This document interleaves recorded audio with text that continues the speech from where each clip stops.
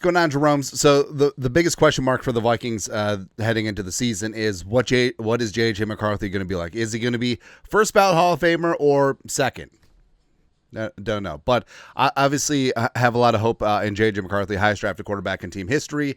Kevin O'Connell, quarterback whisperer, all the weapons around him. Like, everything is set up perfectly. It is the best situation for a first-time starting quarterback in NFL history, including 2018 Patrick Mahomes, as we've said ad nauseum. Now, Bucky Brooks of NFL.com wrote up a great piece. Now, we've talked about it. I absolutely love and adore Bucky Brooks. I think that he's a fantastic analyst, former scout, so brings that interesting perspective. Also, former player from back in the day. We won't talk about who he played for in the NFL. Yeah. But long story longer, Bucky wrote up a great piece. And I was just going to take some pull quotes to basically just fluff up our guy, but what it comes down to is that we don't want the national media to blow smoke up our ass, right? And we talk about, you want us on this wall, you need us on this wall. We're like an ombudsman. We're an external ombudsman, which is ironic, with the national media, because we point out malfeasance. We just want accuracy, right? Call a spade. When we're good, say we're good. When we're bad, say we're bad. All that stuff. But this one is probably the most accurate piece that I've seen from the national media about JJ McCarthy, just spitting facts and logic and reasoning, and not just saying like, the Vikings had 14 wins, blah, blah, blah, blah, blah, all that stuff. So basically, this is the article in its entirety, and I want to go through it, want to add some commentary to it. So go check out Bucky's stuff, give him a follow, all that stuff. So first off, fresh off a 14-win season, the Minnesota Vikings should be considered title contenders with a deeper a more talented rooster heading into the 2025 campaign. The team completely overhauled the interior offensive line with great additions of free agency Will Fries, Ryan Kelly, and the draft first-round left guard Donovan Jackson, while returning one of the best collections of weaponry in the league. Defensively, the Vikings added some trench warriors, Jonathan Allen, Javon Hargrave, to a unit that suffocated opponents with a relentless, high-pressure approach last year. Now, first off, the Vikings should be considered title contenders with a deeper and more talented Minnesota Vikings should be considered title contenders. When was the last time that anyone in the national media has said that? Right? And again, we're not looking to sugarcoat things. Like, this is not a team destined to be 3-14. So we're not looking for them to just kiss our ass and say that's strawberry ice cream. But no, honesty. That's exactly just what we want, and Bucky is honest here. Plus, it should sink in. It's like, hey, this is legit. Vikings should be considered a title contender. Yes, abso-freaking-lutely. And as Bucky talked about, this defense got better, got a lot better, especially where it counts. A defensive line, pass rush. The Vikings, they led the NFL in turnovers last year. They're fifth in points, but they just could not get a consistent pass rush before. And as the Eagles showed, the Eagles harassed Mahomes all damn day. They didn't blitz a single damn time. That's what happens. That's lessons that the Vikings took away. Ironically, picking up former Eagle Javon Hargrave, which is kind of funny. Also, you have the Vikings' interior offensive line. Interior offensive line was the worst, and they fixed it. Props to Kwesi. Continues. With a pair of schematic wizards in Kevin O'Connell and Brian Flores, pencil whipping opponents with deft play designs. Woo, love that turn of phrase. The Vikings should be considered among the top candidates to supplant the defending champion Eagles, alleged Eagles, as NFC representatives in Super Bowl LX. Is that 60? If JJ McCarthy can hit the ground running as the team's new quarterback one. And again, that's exactly what we've been saying. Like, McCarthy is an X factor. He doesn't have to reinvent the wheel. All he has to do is drive the car. Right down the middle, 10-2. 55-55, that's all he needs to do. That's right. That's why the 10th overall pick from the 2024 NFL Draft could be the biggest wild card in the league in 2025. Also, hey, all this talk like, Rodgers wanted to be here. Caleb Williams wanted to force a trade to get to Minnesota. Everyone wants to be with Kevin O'Connell. Everyone wants to be in Minnesota with all the weapons. Like, don't you think that benefits JJ McCarthy just slightly? Yeah. McCarthy missed his entire rookie campaign, blah, blah, blah, blah, blah, Darnold, Vikings could take a substantial step back, especially given their...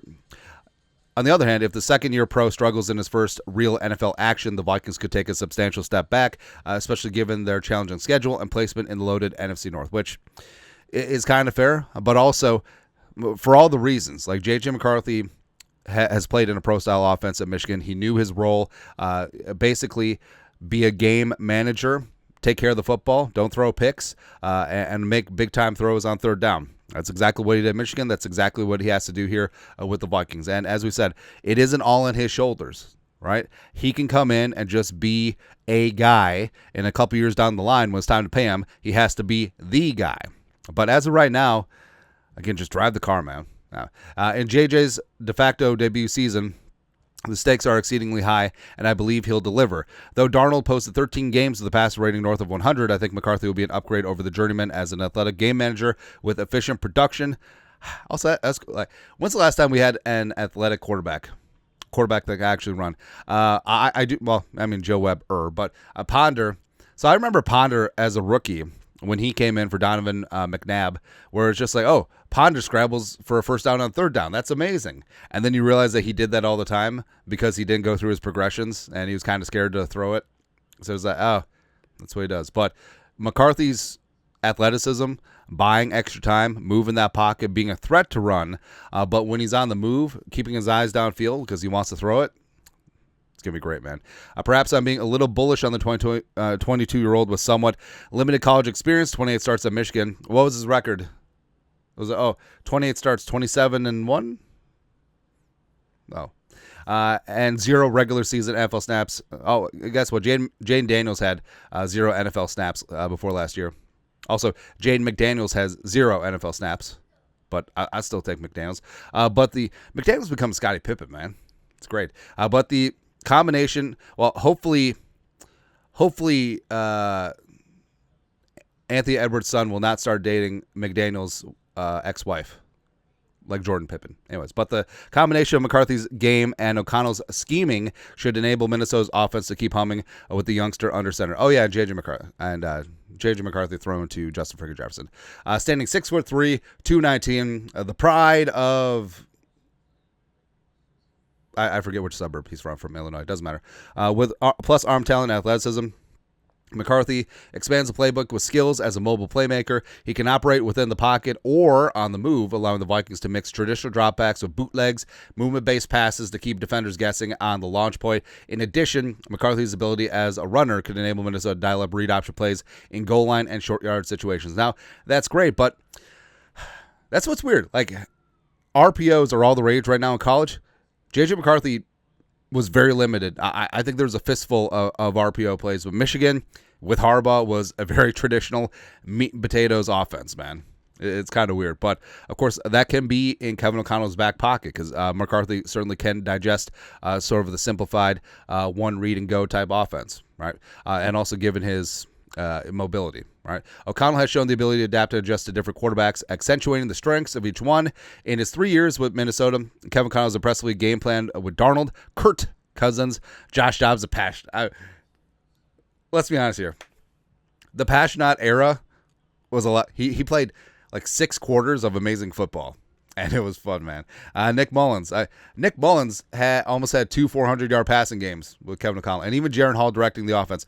Jaron Hall had one good drive, the second drive against Atlanta. We were just thinking, ooh, we might have something. But then he just sort of threw him out half-baked against the Packers, which is no bueno. Since 2022, Vikings quarterbacks have combined to throw 95 touchdown passes against 46 picks under Kevin O'Connell's tutelage, with especially strong performances from Cousins, 47-19, and Darnold, 35-12. McCarthy possesses more tools than any of the aforementioned signal callers. Furthermore, JJ's poise, composure, and management skills should make it easy for O'Connell to build a game plan that enables him to create big plays while mitigating risky turnovers, especially given the team's surrounding talent. And the surrounding talent is indeed pretty damn good, where you have this offensive line now that's going to take care of things. You're able to run the ball, take a lot of pressure off of JJ McCarthy, keep play action viable, as well as protect him when it's time to go downtown Julie Brown to Jefferson, Addison, Naylor, Moore, Felton, Hockenson, Oliver. Let's go, man. It's going to be really, really damn good in that regard. I'm trying to pull up McCarthy's college stats.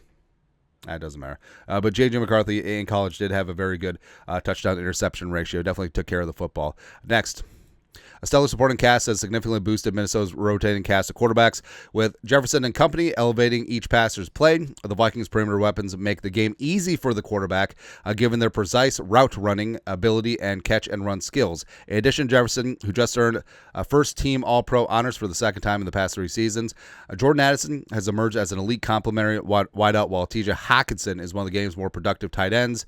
Not to mention general manager Kwesi Adofo-Mensah's re-upped veteran running back Aaron Jones after 1138-yard debut in Minnesota, career high for rushing, but also Aaron Jones pass blocking as well as a route running running back. For my money, he's the best in the league. He absolutely is. He runs routes like a receiver. Also catches the ball away from his body, which is weird for a running back. Add in extremely promising offensive line, especially with positive reports about stud left tackle Christian Darrisaw's recovery from knee surgery, and the Vikings have enough firepower and protection around McCarthy to alleviate the pressure on him to carry the offense. The young quarterback needs to operate like a pass-first point guard, directing an intricate half-court offense to thrive as the high-end game manager many envision while evaluating the former Michigan standout in last year's pre-draft process. Now, all he has to do is be like that 6'9" point guard from Michigan State for back in '79. All he has to do is be Magic Johnson on the field, on the court. But also, again, as we said, like we can't go over this enough. Like the Vikings have all the firepower to be the best offense in the National Football League, and I say not one of the best. The best. And again, it's very odd because Bucky talks about things honestly, and you say, well, he's just being biased because he's agrees with you. Yes, because I'm right. But when has the national media or anyone come out and just said this? Like, yeah, JJ McCarthy, if he's good, the Vikings have a chance to win a Super Bowl. As opposed to, well, Aaron Rodgers could do really good things here with all of these weapons, this offensive line, and the coaching. Oh, yeah, all the things. Just like we said last year, all the things that benefited Darnold, that benefit JJ McCarthy. And this offense even better with the interior offensive line got fixed. Next. Though some will take the high-end game manager language as a dig at McCarthy's upside, it speaks to his winning pedigree and ego-free approach. That's exactly it. Hey, he could have transferred NIL money away from Michigan, thrown for 5,000 yards in a season, and everyone would be like, oh, here we go. Oh, JJ McCarthy, Western Kentucky Hilltoppers, 5,500 passing yards. You must be good. In a very, don't want to say gimmicky because there is skill set in like the RPO and like the pump and dump type offenses, but I mean, yeah. Which would you rather have? A winner in a pro-style offense that gets it done against big-time competition, or just empty, hollow stats? Yeah, remember, Case Keenum is the NCAA all-time passing leader. Go Cougars. That's right. McCarthy has already demonstrated his willingness to sacrifice individual stats for team success. I just said that. See, 27-1 record of Michigan and National. I just said that. And by the way, his number one receiver, Roman Wilson. And that's certainly also. You know what's crazy? Look at that entire Michigan offense. I mean, the offensive line was good for college, except for maybe what Zenters maybe is going to be the only regular starter in the league. Blake Corum is a running back too. Colson Loveland might be the only true successful regular NFL starter from that Michigan offense. And you juxtapose that to, say, the 2019 LSU Tigers, Burrow, Chase, well, I was going to say Clyde, but I ain't it.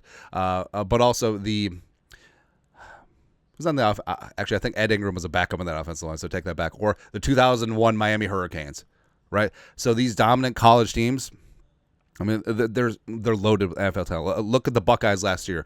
Not even an undefeated season because of Michigan. But I mean, Donovan Jackson, he's for real. Look at all that freaking NFL talent. Absolutely, man. I get asked a lot about what gives us the belief and confidence that JJ is going to continue to grow and show and develop and be ready to attack this thing with his teammates. O'Connell told the group reporters earlier this week, unfortunately, he did lose his rookie year to injury, but he didn't lose that time with his teammates. That's right. He was in the building. He was in that quarterback room. He was watching film. He was grinding. Getting it. He didn't lose that time in our building. He didn't lose that time continuing to become comfortable in our offense. JJ McCarthy had all the benefits of a redshirt season aside from a couple practice reps and some garbage time snaps. That's it. But it goes back even beyond that year. It goes back to when we evaluated him coming out of college. The traits that we've seen in him as a winner, playing the quarterback position for a really long time.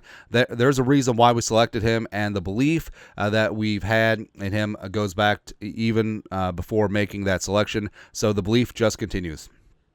Believe. That's right, man. I know the Bo Nix had a good rookie season. I know Jaden Daniels, frankly, had one of the best rookie seasons for a quarterback in NFL history. JJ McCarthy is going to make those seasons look like a picnic. Like, he's going to tear this ish up. He absolutely is, man.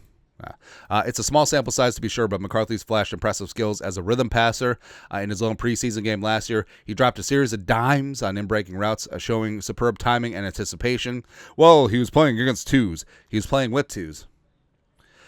This makes it easy to envision O'Connell building a call sheet with crossers and deep overs at intermediate range. In addition, McCarthy's athleticism on impromptu scrambles gives me Alex Smith vibes when thinking about how the Vikings can integrate the green quarterback's skill set into the playbook. Not Alex Smith, the guy after Alex Smith.